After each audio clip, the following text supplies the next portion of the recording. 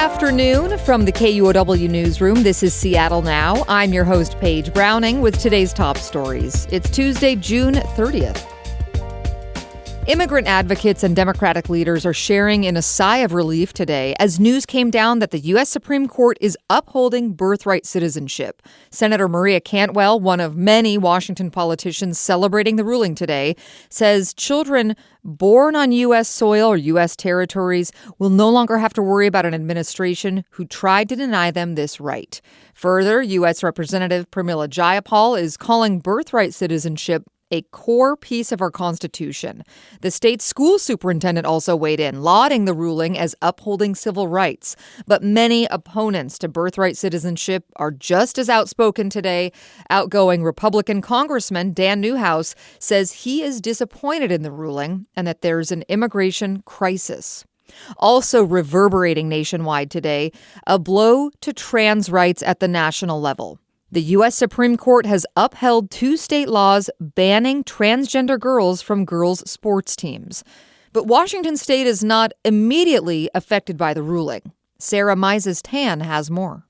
Washington state allows trans students to compete on athletic teams that align with their gender identity, meaning trans girls can play on girls' teams, and that'll remain unchanged for now. Well, the Supreme Court's ruling today is disappointing, and it's a sad day, but it does not impact Washington state's current laws, which broadly prohibit discrimination against transgender people, including students. That's ACLU attorney Adrian Leavitt. The Supreme Court said laws in Idaho and West Virginia that keep trans girls off girls' teams are constitutional.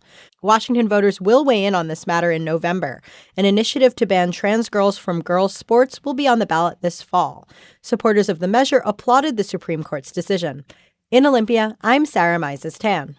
Rounding out our legal news block, Washington is not loving the idea of requiring Medicaid recipients to work. Today, State Attorney General Nick Brown joined a lawsuit challenging the Trump administration's efforts to impose work requirements. The new rule requires most adults to work at least 80 hours a month to keep Medicaid benefits. Brown argues it puts people at risk of completely losing their health coverage.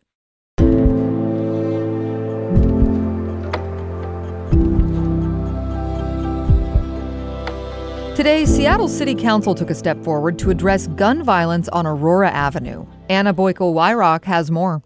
A new measure gives the city authority to close streets to prevent criminal activity. The law before only specified that for alleys. City Council passed the new wording unanimously.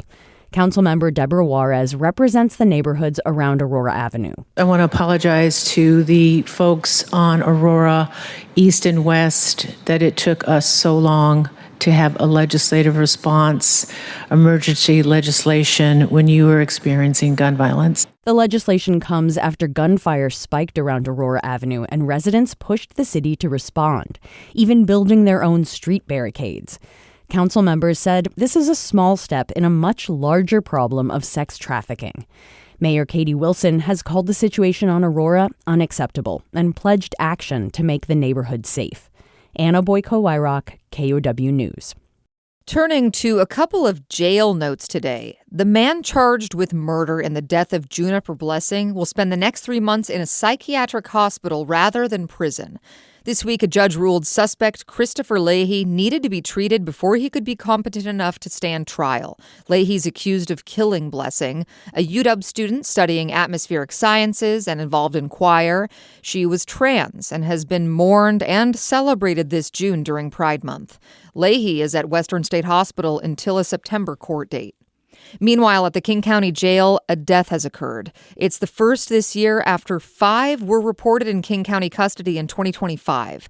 County officials say a 26-year-old man being held at the facility was found unresponsive on Friday. The King County Medical Examiner will investigate the cause and manner of death.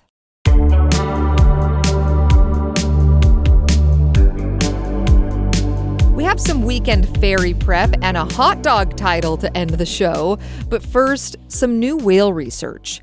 A study by Seattle scientists traces the presence of orcas in Washington waters over decades. It could guide efforts to protect the whales. KNKX's Anna Marie Yanni has the report. The scientists looked at two populations of orcas, the endangered southern residents and bigs, or transient killer whales. They used whale reports from 1978 to 2022 to study where each type was found over time. We are seeing increasing presence of transient killer whales. That's the study's lead author, Zoe Rand. She's a postdoctoral researcher at the University of Washington. And she says the story is more complicated for the southern residents. K-pod and L-pod are in the Puget Sound a lot less, whereas J-pod seems to be here just as much as it always has been. Rand says this shows some whales may need protections in coastal waters as they spend more time outside of the Puget Sound. I'm Anna Marie Yanni reporting. If you're going anywhere this weekend, prepare for slowdowns and busy traffic. That goes for the ferries as well. Washington State Ferries is expecting 400,000 riders over the coming weekend, marking America's 250th anniversary.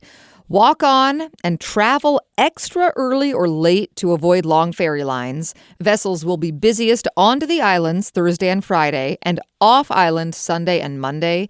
The agency is marking its own 75th anniversary and says this year's shaping up to be the system's busiest year since 2019. As you're buying buns and franks for the weekend, will you make the best hot dog in America? That would be the Seattle dog. The New York Times just named the Seattle dog the best regional dog out of a pool of 8 American classics. The signature toppings of cream cheese and caramelized onions delighted the judges. But our Seattle Now team is split on whether this win is warranted. Vaughn said, "This is fully correct. The Seattle dog reigns supreme." But Caroline says we do not deserve this honor. What do you think? Feel free to leave us a comment by emailing us or commenting on the episode, your take on the Seattle dog, that I find quite delicious. Next time on Seattle Now, Highway 99 sits right in the middle of Seattle's South Park neighborhood. After years of studying options, the city of Seattle and neighborhood advocates have some choices to make about reconnecting South Park, including one option to remove the stretch of highway altogether. I think a lot of people are pretty open to the remove and reclaim and want to talk about it some more and talk about what is keeping them from going fully there. Hear more Wednesday morning. That's all for today from the KUOW Newsroom in Seattle. Our producer is Andy Hurst. I'm Paige Browning. Seattle Now and KUOW Public Radio are members of the NPR network. See ya.